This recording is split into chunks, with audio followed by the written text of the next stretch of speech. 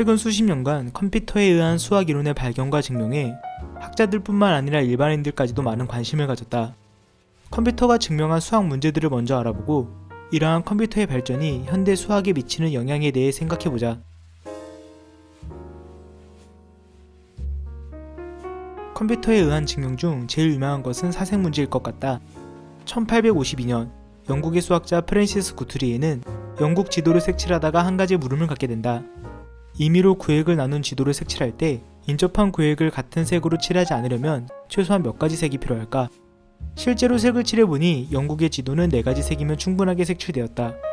그런데 그는 왜 그렇게 되는지 알 수 없었고 이 문제는 사색문제라고 불리며 수수께끼로 남았다. 100년이 넘게 못 푼 이 문제를 해결한 것은 다름 아닌 컴퓨터였다. 1976년 미국의 일리노이 대학교에 볼풍아 하켄과 케네스 아펜은 4가지 색으로 무한히 많은 지도를 칠할 수 있다는 것을 증명하려면 1482종의 지도만 검증하면 된다는 결과를 얻어냈고, 사람의 손으로 1428종의 지도를 다 색칠해볼 수 없으니 컴퓨터 알고리즘을 만들어 지도를 다 색칠해낸다. 조금 더 현실적인 문제도 있다. 케플러의 추측이라고 불리는 문제인데, 스페어 패킹, 즉 슈퍼에서 흔히 보는 오렌지들을 단순하게 쌓을 때 가능한 가장 높은 평균 밀도는 3루트 2분의 파이 0.7404804899 이라는 것이다. 토마스 헬스는 150개의 변수로 특정 기능을 최소화함으로써 가능한 모든 배열의 최대 밀도를 얻을 수 있다고 결정했다. 그리고 1992년 선형 프로그래밍 방식을 사용하여 약 5000개의 서로 다른 구에 각 구에 대한 함수의 하한을 찾기 위해 노력한 끝에 1998년 케플러 추측을 증명해낸다. 아니면 힐베르트의 23가지 문제에 포함된 난제인 골드바의 약한 추측은 어떤가? 골드바의 추측은 이보다 큰 모든 짝수는 두 소수의 합으로 표현 가능하다는 추측이다. 아직 완벽하게 증명되지는 않았지만 1937년 이반 마트베이치 비노그라도프는 계산을 하기에 충분히 효율적인 수 이상의 홀수는 3개의 홀수 소수의 합으로 표현할 수 있음을 증명하였다. 문제는 이 충분히 효율적인 수가 10의 1000만제곱이라는 수였지만 말이다. 2012년 5월 테렌스 타우가 비노그라도프의 결과를 바탕으로 모든 홀수가 많아도 5개 이내의 소수의 합으로 표현 가능하다는 것을 증명했고, 2013년 엘프고트는 비노그라도프의 정리가 10의 30제곱 이상의 수에서 성립한다는 것을 증명하고 10의 30제곱 이하의 수는 컴퓨터를 이용해 모든 조합을 찾아내면서 골드바흐의 약한 추측이 참으로 증명되었다.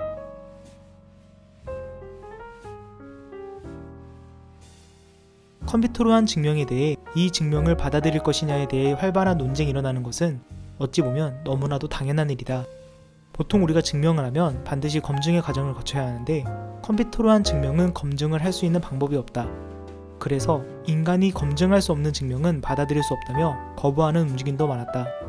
실제로 사색 문제도 1976년에 처음 입증되었지만 오류가 발견되어 1995년이 되어서야 정정 논문이 나왔고, 케플러의 추측도 몇 가지 논란이 있어 2003년도에 99% 확실하지만 정확성을 확인할 수는 없다고 보고되었다.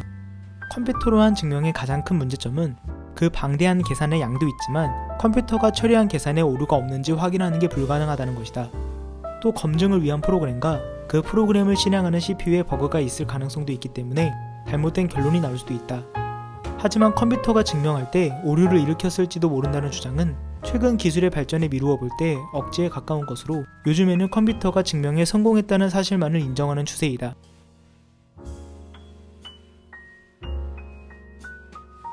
사실 여기에는 큰 2가지 논의가 있다.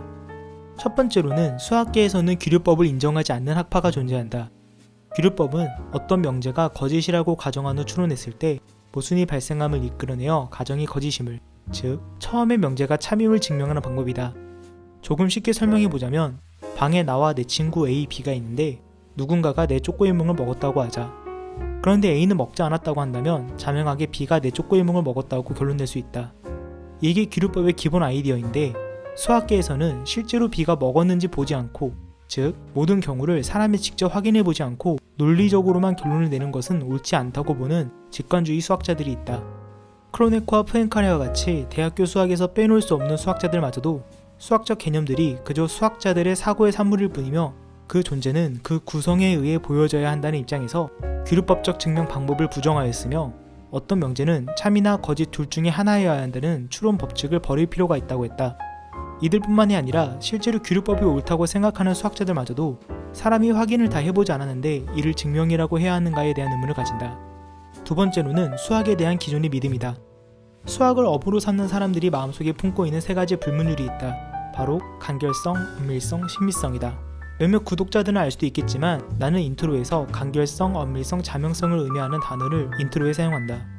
개인적으로 신미성보다는 자명성을 좀 더 좋아해서 뷰티풀보다는 트리비얼을 쓰긴 하지만 대개 수학자들은 저 신미성에 대해 병적으로 집착한다. 수학자들은 정리의 증명에도 아름다움을 추구하는 사람들이다.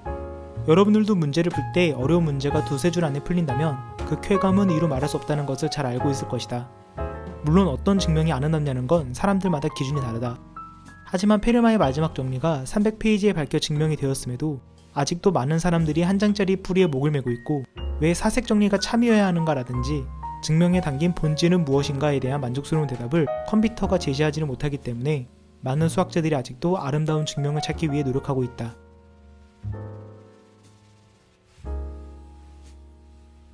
컴퓨터의 발전이 무엇을 의미할까? 수학자들은 빠른 속도로 발전하는 기술로 인해 체스기사, 캐셔, 택시 운전사와 마찬가지로 4차 산업혁명 시대에 없어질 직업군 중 하나로 들어갈까? 현대 시대에는 실험 수학이 다시금 대두되고 있다. 물리학자, 화학자, 생물학자 또는 엔지니어가 실험을 수행하는 것과 동일한 의미에서 컴퓨터를 실험실로 사용하는 연구를 의미한다.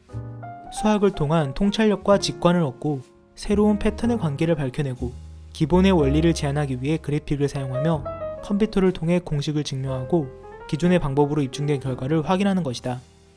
갈릴레오는 모든 진리는 일단 발견되면 이해하기 쉽다고 하였고 가우스는 그의 발견에 동기를 부여하기 위해 종종 계산을 사용했다. 컴퓨터 하드웨어는 무어의 법칙에 의해 빠르게 발전하고 수학 컴퓨팅 소프트웨어 패키지는 더욱 강력해지고 있다. 이미 이러한 시스템으로 학부에서 배우는 수학의 거의 모든 방정식, 미분, 적분 등을 해결할 수 있다. 따라서 인간 기반의 증명이 여전히 중요하지만 컴퓨터는 수학자가 새로운 이론을 식별하고 증명할 수 있는 방법에 대해 도와주면서 예전보다 더욱 밀접하게 수학 발전에 영향을 끼치고 있다.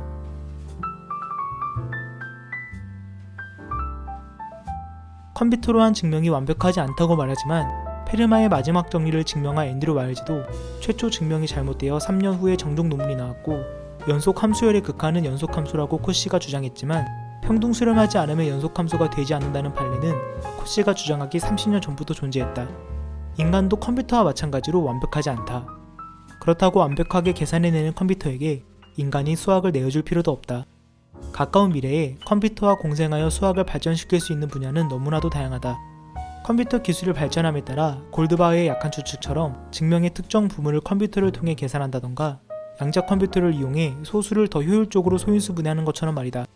팝하고나 구글 번역이 완벽하다고 우리가 영어를 배울 필요가 없는 것은 아니다. 그 문화와 뉘앙스를 살리기 위해서는 어느 정도 공부가 필요하듯 우리도 수학을 더 이상 컴퓨터에게 맡기는 것이 아닌 컴퓨터를 이용하여 인간이 수학을 더 자유롭게 발전시키길 기대한다. 오늘 수업은 여기까지.